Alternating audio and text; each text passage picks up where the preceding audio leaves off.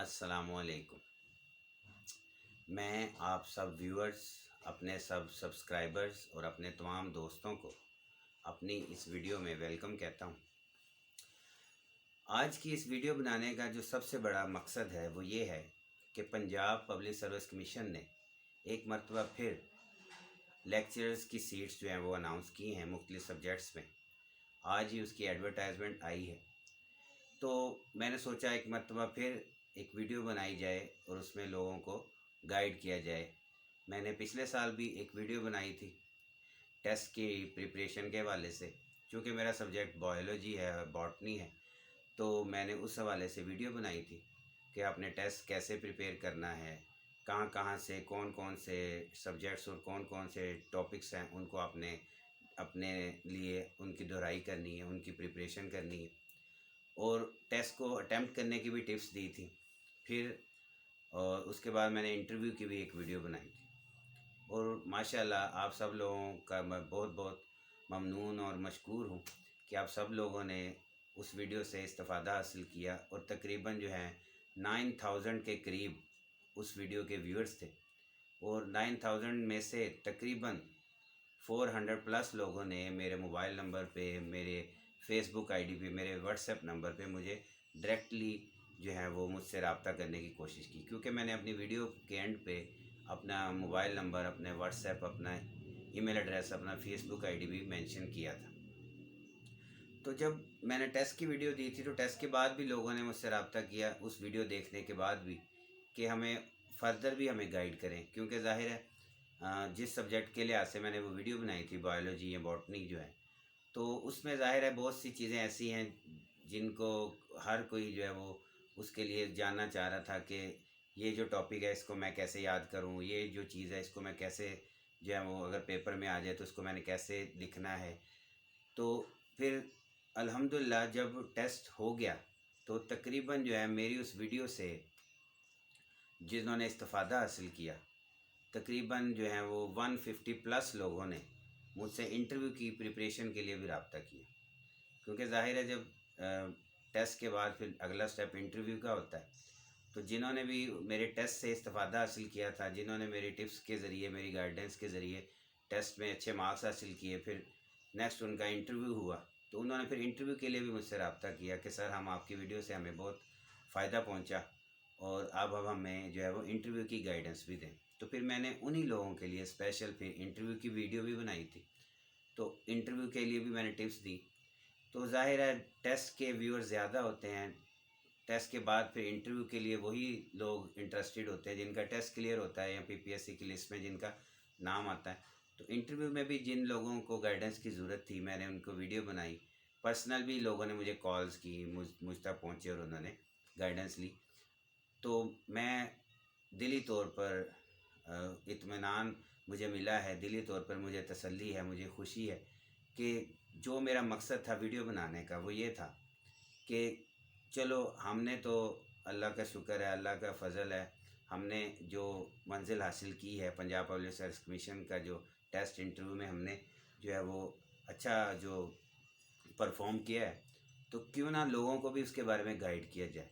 तो मैंने फिर लोगों को जो है वो गाइडेंस देने की कोशिश की और अगर कोई 1 या 2% लोग भी मेरी वीडियो की वजह से टेस्ट में पास हो गए या पीपीएससी में सेलेक्ट हो गए तो मैं समझता हूँ कि मैं अपने मकसद में कामयाब हो गया। आज की वीडियो बनाने का मकसद ये था कि जो पिछली जो मेरी वीडियोस थी पंजाब पब्लिक सर्विस कमीशन के लिहाज से, तो बहुत से लोग जो हैं वो मुझसे क्वेश्चनिंग करते रहे। तकरीबन 300 प्लस उस वीडियो पे कमेंट्स भी आए थे। किसी ने अप्रिशिएट किया, किसी ने क्वेश्चनिंग की, किसी ने कहा आपका इंटरव्यू कैसा था, अपने क्वेश्चन हमें बताएं, अपना जो है वो इंटरव्यू का एक्सपीरियंस बताएं। फिर कई लोगों ने, चूँकि मेरा सब्जेक्ट बायो है, तो कई लोगों ने बायो के क्वेश्चन पूछे कि इस सवाल को कैसे याद करना है।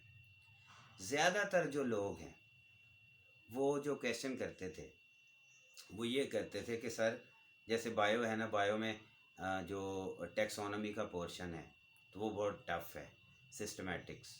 इसके इस तरह क्लासिफिकेशन है जो बायोडाइवर्सिटी में हर जो जानदार है, जो हम एलजी फंजाई वगैरह चीज़ें पढ़ते हैं, उनकी क्लासिफिकेशन है। तो अक्सर लोग ये क्वेश्चनिंग करते थे कि सर हमने उनको याद कैसे करना है। मेरे भाई देखें, अभी आप स्टूडेंट नहीं हैं, अब आप टीचिंग प्रोफेशन में आने लगे हैं। आप चाहे लेक्चरशिप के लिए अप्लाई करें, आप में से कई लोग स्कूल में पढ़ा रहे होंगे, आप में से कई लोग प्राइवेट कॉलेज में पढ़ा रहे होंगे, प्राइवेट स्कूल में पढ़ा रहे होंगे। अब आप गवर्नमेंट जॉब में, आप पंजाब पब्लिक सर्विस कमीशन का एग्ज़ाम दे के गवर्नमेंट सेक्टर में आना चाहते हैं, तो अब आपकी थिंकिंग भी एक टीचर वाली होनी चाहिए। ये तो ऐसे बच्चे क्वेश्चन करते हैं, जब मैं एफएससी का क्लास पढ़ाता हूँ या बीएससी की कोई क्लास पढ़ा रहा हूँ, तो मैं बाहर निकलता हूँ, बच्चा मेरे पीछे आया था, सर इसको मैंने याद कैसे करना है। देखिए, आपका क्वेश्चन जो है ये नहीं होना चाहिए कि मैंने इसको याद कैसे करना है। चीज़ को याद करना नहीं होता, उसको समझना होता है एज ए टीचर। आज की इस वीडियो बनाने का मकसद ये है कि मैं आप लोगों को गाइड करूं कि आप चीज़ों को याद करने के पीछे ना भागें, आप चीज़ों को समझने के पीछे भागें। क्यों? क्योंकि जब आपको चीज़ की समझ होगी तो ही आप किसी को गाइड कर सकेंगे, तो ही आप किसी को एक्सप्लेन कर सकेंगे। रट्टा लगा के नंबर तो ले लेंगे आप, टेस्ट भी क्लियर हो जाएगा, जब आपको चीज़ की समझ ही नहीं होगी, कॉन्सेप्ट ही नहीं होगा, फिर इंटरव्यू में क्या करेंगे? इंटरव्यू में परफॉर्मेंस नहीं अच्छी होगी। तो सबसे पहला जो आज का जो मेन मकसद है, सबसे बड़ा मकसद इस वीडियो को बनाने का, वो ये है। ये कोई सब्जेक्ट के हवाले से नहीं है वीडियो कि बायो वालों को क्या करना चाहिए, बॉटनी वो, ज़ूलॉजी वालों को, इकोनॉमिक्स वालों को, एजुकेशन वालों को, फिजिक्स वालों को, केमिस्ट्री वालों को। इस वीडियो का बनाने का तमाम सब्जेक्ट्स वालों को मेरा एक मशवरा है, वो ये है कि चीज़ों को याद करने के पीछे ना भागें, बल्कि उनको अंडरस्टैंड करें, उनको समझें। मिसाल के तौर पे आपको मैं एक मिसाल दे देता हूँ कि पिछले दिनों मुझे एक फ़ीमेल थी, उनकी मुझे कॉल आई, पर्सन जो है वो इसी पीपीएससी के हवाले से, वो कह रही, उन्होंने वीडियो से नंबर लिया कि मैंने आपकी यूट्यूब से वीडियो देखी है, तो मैंने सोचा आपसे गाइडेंस लूँ। अब मैंने कोई स्पेसिफिक क्वेश्चन पूछना है। मैंने कहा जी पूछें। तो कहने लगी कि सर ये जो टेक्सोनमी है ना, ये मुझे मुश्किल लगती है, तो इसको कैसे याद करूँ, सिस्टमेटिक्स। तो जो बायो वाले हैं आप में से लोग, जो वो जानते होंगे कि उसमें फिर आगे पौधों की जो टेक्निकल टर्म्स हैं वो आ जाती हैं, फ्लावर के वाले से, inflorescence, gynoecium, androecium, calyx, Corolla, तो ये चीज़ें आ जाती। सर ये मेरे लिए टफ है, मैं इनको कैसे याद करूँ। देखें, याद, देखें, हर कोई परफेक्ट नहीं होता 100%। हम भी जब आपकी स्टेज पे थे, जब हमें जॉब की टेंशन थी, परेशानी थी, सीवी के लिए अप्लाई करते थे, तो हम यही सोचते थे कि कैसे इसको याद करें। अब समझ आ रहा है कि याद करने से बेहतर है समझना। एक चीज़ की आपको नहीं याद हो रही तो कोई मसला नहीं, अब उसकी बेसिक्स को तो समझें। अब टेक्सोनमी है, टेक्सोनमी इनफ्लोरेसेंस है, अब आपको ये नहीं पता किस पौधे की कौन सी इनफ्लोरेसेंस है, चलो ठीक है, लेकिन कम से कम आपको ये तो पता होना चाहिए कि व्हाट इज़ इनफ्लोरेसेंस, इनफ्लोरेसेंस की टाइप्स क्या हैं, टाइप्स किस बुनियाद पे बनाई गई, केलेक्स क्या है, कोरोला क्या है, केलेक्स की वैरायटीज़ हैं आगे, एंड्रोशियम, गाइनेशियम, इनकी आपको बेसिक्स का तो पता होना चाहिए, इनके कॉन्सेप्ट्स का तो पता होना चाहिए। अब उनको याद करने की कोशिश ना करें आप, बल्कि अपने कॉन्सेप्ट बिल्ड करें। इसी तरह एक फ़ीमेल की मुझे कॉल आई कि भी सर जो है ना, वो जो क्लासिफिकेशन है एलजी की या फंजाई की, वो मुझे लिए याद करना मुश्किल है। तो मैंने कहा, उनको भी मैंने कहा, आप याद नहीं हो रही तो कोई बात नहीं, जो चीज़ें समझने वाली हैं उनको तो अपने जहन में रखें, परेशान ना हो। जो चीज़ याद नहीं हो रही, अब एक स्टूडेंट है, उसको कोई चीज़ नहीं समझ आती, वो रट्टा लगा लेता है, तो वो रट्टे वाला काम ना करें, आप चीज़ों को अंडरस्टैंड करने की कोशिश करें, कॉन्सेप्ट लेने की कोशिश करें। पिछली वीडियो में मैंने कहा था कि कोई टॉपिक है, आप उन्हें उसको एफएससी से उठाना है, एफएससी में से जो चीज़ें उनको आपने समझना है, समझने के बाद फिर बीएससी में उस टॉपिक को देखना है, फिर बीएससी में उसको समझना है, फिर एमएससी में अगर वो टॉपिक आपने पढ़ा है फिर उसमें भी उसको समझना है। मेन चीज़ है आपका कॉन्सेप्ट। जब आपका कॉन्सेप्ट बिल्ट हो जाएगा तो ऑटोमेटिकली आपके नॉलेज में भी इम्प्रूवमेंट आएगी, और जाहिर है जब एक चीज़ का कॉन्सेप्ट आ गया तो वो याद भी हो जाएगी। तो याद करने के पीछे ना भागें, चीज़ को समझने के पीछे भागें। अब सीटें अनाउंस हो गई हैं, 17 तारीख गालबन जो है 17 दिसंबर वो लास्ट डेट अप्लाई करने की, आप लोग अप्लाई करें। और टाइम पीरियड थोड़ा है, ज़ाहिर है आजकल ऑनलाइन निज़ाम है, हो सकता है विद इन 15 डेज़ और मंथ के अंदर टेस्ट भी हो जाएँ, और नेक्स्ट जो है वो 15-20 दिन मंथ के अंदर इंटरव्यूज़ भी हो जाएँ।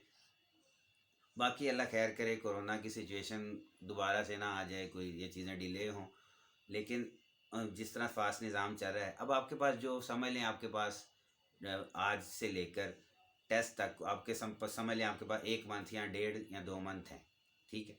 अब आपने उसमें अपने आप की तैयारी करनी, तो अब उसकी तैयारी कैसे करनी है? उस तैयारी के लिए अगर किसी ने मेरी पिछली वीडियो नहीं देखी तो मैं इस वीडियो के एंड पे, इस वीडियो की डिस्क्रिप्शन में उसका लिंक भी शेयर कर दूंगा, फिर जो है वो उसको भी एक दफ़ा देख लें। इस वीडियो में बनाने का मकसद यही था कि आप लोगों को इस चीज़ की तरफ तवज्जो दिलाई जाए कि आप चीज़ों को याद करने के पीछे ना भागे, आप चीज़ों को समझने के पीछे भागे। आपको कुछ चीज़ समझ आ जाएगी तो वो ऑटोमेटिकली आपके लिए उसको याद करना भी आसान हो जाएगी, और जब आपको चीज़ समझ आएगी फिर आप आगे एज ए टीचर स्टूडेंट्स के सामने भी उसको एक्सप्लेन कर सकें। ये सिर्फ पीपीएससी के लिए नहीं, ये आपकी समझ लें कि आपकी टीचिंग प्रोफेशन के लिए भी सबसे बड़ी मेरी टिप यही है कि चीज़ों को समझने के पीछे भागें, चीज़ों को याद करने के पीछे ना भागें, रट्टा लगाने पीछे भाग जाएं। किताबें एमसीक्यूज़ की ख़रीद के उनको रट्टे लगाए जा रहे हैं, एक एक एमसीक्यू को रट रहे हैं, इन चीज़ों के ऐसा ना करें। आप एक टॉपिक उठाएं कोई भी, उस टॉपिक को समझें, उसकी गहराई में जाएं। उसको अगर आपको बुक में से नहीं समझ आ रही, गूगल है सबसे बड़ा जो ब्राउज़र है आपके सामने, गूगल, जिससे आप चीज़ों को, दुनिया की तकरीबन हर चीज़ आपको वहाँ से सर्च हो जाती है, हर चीज़ के बारे में इंफॉर्मेशन आपको वहाँ से मिल जाती है। अपने कॉन्सेप्ट मुख्तलिफ वेबसाइट सर्च करें, बुक्स हैं, कैम्बल बायोलॉजी, मैं ज़्यादातर कैम्बल बायोलॉजी पढ़ता हूँ, इसी तरह बॉटनी के हवाले से मुख्तलिफ जो हमारी कॉलेज की लाइब्रेरी में जो अवेलेबल हैं उनको भी पढ़ लिया कभी, या जो हमने अपने as a student BSc level पे हमने जो रियाजुल कराम, इफ्तिखार अहमद ख़ान, उनकी बॉटनी की बुक्स पढ़ी हैं, उनको भी पढ़ें। ज़्यादा से ज़्यादा चीज़ों को अंडरस्टैंड करने की कोशिश करें, समझने की कोशिश करें, उनको याद करने के पीछे ना भागें। मैं फिर कह रहा हूँ, उनको याद करने के पीछे ना भागें। और दूसरी बात जो मैं इस वीडियो के तवज्जुह से आप सब लोगों से करना चाह रहा था वो ये है कि अक्सर बच्चे जो हैं वो कैंडिडेट्स वो क्वेश्चन करते हैं कि सर जो है वो टेस्ट जो है उसकी नेगेटिव मार्किंग कैसे होती है। तो नेगेटिव मार्किंग के हवाले से ये है कि देखें, नेगेटिव मार्किंग जो है ना वो उसमें ये होता है कि 0.25 मार्क्स आपके इजाफी कटते हैं, यानी एक एमसीक्यू का 1 नंबर है, तो अगर आपने ठीक कर दिया आपको 1 नंबर मिलेगा, लेकिन अगर आपने एक एमसीक्यू गलत किया तो आपके 1.25 मार्क्स कटेंगे। तो इस तरह से मतलब अगर आपके 10 एमसीक्यूज़ हैं, फ़र्ज़ करें 10 एमसीक्यूज़ हैं, आपने 10 के 10 एमसीक्यूज़ अटैम्प्ट कर लिए, लेकिन उसमें से आपके 6 एमसीक्यूज़ ठीक हैं, 4 एमसीक्यूज़ गलत हैं, तो अब ये ना समझें आपके 6 मार्क्स आएंगे। 6 मार्क्स तो आपके आने चाहिए थे, लेकिन आपने 4 एमसीक्यूज़ गलत कर दिए, तो हर एमसीक्यू का 1.25 मार्क कटेगा। तो उन 4 एमसीक्यूज़ की वजह से 4 नंबर तो चले गए, लेकिन 0.25 इजाफी कटना था, तो 1 नंबर आपका उन 4 एमसीक्यूज़ का इजाफी कट जाएगा, तो आपके 6 की बजाय 5 नंबर आएंगे। तो नेगेटिव मार्किंग इस तरह से भी होती है। और अक्सर लोग क्वेश्चन ये भी करते हैं सर के जो है वो टेस्ट जो है उसके लिए कोई हमें टिप्स दें कि जी अगर टाइम थोड़ा है तो उसको किस तरह से देखें। मैंने उसके लिए भी आपको पिछली वीडियो में गाइडेंस दी थी कि आपने कोशिश करनी है फर्स्टली वो अटैम्प्ट करने हैं जो आपको 100% श्योर हो। जब आपको एक चीज़ 100% श्योर है तो फिर तो आप फ़ौरन से उसको टिक कर दें, और कोशिश करें आपके कम अज़ कम जो है ना 60 to 70% क्वेश्चन आपके अटैम्प्ट हो जाएं एक दफ़ा जब आप गो थ्रू होंगे क्वेश्चन पेपर से, उसी का पेपर अच्छा समझा जाएगा। अपने जहन में बिठा लें, अगर आप टेस्ट अटैम्प्ट कर रहे हैं और अगर आपने 60 to 70% क्वेश्चन अटैम्प्ट कर लिए हैं एक दफ़ा पूरे पेपर में से गो थ्रू होने के बाद, तो फिर समझ लें आपका क्वेश्चन, आपका जो पेपर है वो अच्छा हुआ। बाकी अल्हम्दुलिल्लाह जो है वो बहुत अच्छा एक्सपीरियंस रहा मेरा पिछली वीडियोस का, तो बहुत से लोगों ने उससे इस्तेफ़ादा भी हासिल किया, और मुझे दिली तौर पे आपको बताया बहुत खुशी है, क्योंकि कई लोगों ने मुझे रब्ता करके कॉन्ग्रेचुलेट किया, मैंने भी उनको मुबारक दी कि सर आपकी वीडियो से हमें इस्तेफ़ादा मिला, हमने टेस्ट क्लियर कर लिया।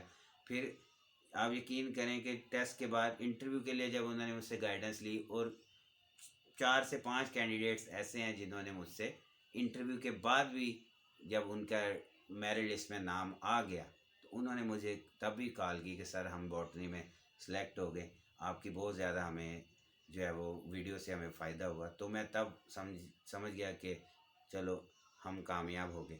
तो आप भी इसी तरह ये जो हमारी वीडियोस हैं लोगों से शेयर करें। ख़ुद भी जो आपने अपनी ज़िंदगी में अगर हमारी वजह से कोई आपको बेनिफिट हुआ तो हम अपने आप को कामयाब समझेंगे। आपकी कामयाबी हमारी कामयाबी है। या जो ये कह लें कि अगर कल को जब आप एक स्टेज पे पहुंच जाएं तो ये चीज़ यहाँ रुकनी नहीं चाहिए। आप आगे भी लोगों को इसके बारे में गाइड करें कि लोगों ने कैसे अटैम्प्ट करना है, क्योंकि ये कोई वो नहीं है। लोग समझते हैं कि जो है वो बहुत टफ़ और ऐसे। देखें, हर चीज़ टफ़ और आसान उसका ताल्लुक आपके दिमाग के साथ है। अगर आपको कोई चीज़ आती है, उसकी समझ है, तो वो बहुत आसान है। अगर आपको उस चीज़ की समझ ही नहीं है, वो आती नहीं है, तो आपके लिए बहुत मुश्किल है। बाकी अल्हम्दुलिल्लाह मेरी दुआएं आप सबके साथ हैं। आप पीपीएससी पे अप्लाई करें दोबारा से, और जिनके अभी चांसेस रहते हैं वो फिर अप्लाई करें। अल्लाह ताला आप सबको कामयाब करे। और किसी भी किस्म की कोई गाइडेंस की ज़रूरत है फ़र्दर भी, मैं अपना नंबर भी अपना व्हाट्सएप यहाँ पे शेयर कर देता हूँ। फेसबुक आईडी भी मेरे नाम पे है, इब्राहिम हैदर अली के नाम से। तो उस पे भी आप मुझसे रब्ता कर सकते हैं, व्हाट्सएप पे रब्ता कर सकते हैं। और फर्दर किसी का अल्लाह करे किसी का टेस्ट क्लियर हो तो इंटरव्यू की गाइडेंस की भी ज़रूरत है, तो उसकी वीडियो का मैं लिंक भेज देता हूँ। पिछले टेस्ट की जो वीडियो है उसका भी मैं लिंक डिस्क्रिप्शन में बता देता हूँ। और दूसरा ये कि अगर फर्दर भी किसी को कोई ज़रूरत हुई तो आपके पास नंबर है, आप रब्ता कर सकते हैं। और हमें भी दुआ में याद रखें। अल्लाह आप सबको कामयाब करे।